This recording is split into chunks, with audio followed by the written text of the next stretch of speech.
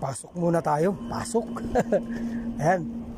Natin ng ating bike. Nagbabike lang tayo para malapit lang naman.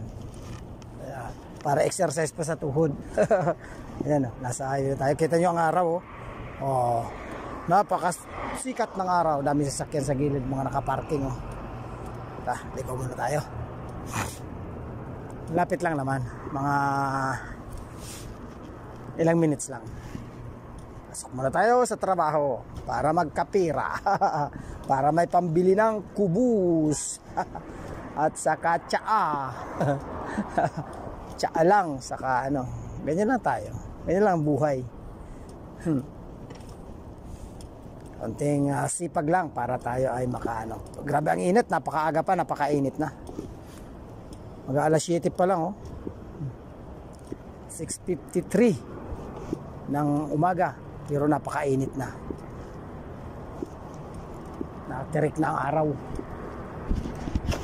Sige, malapit na ako. Diyan na muna kayo. Sa susunod na naman lang tayo magkita-kita. Babu muna si Pix.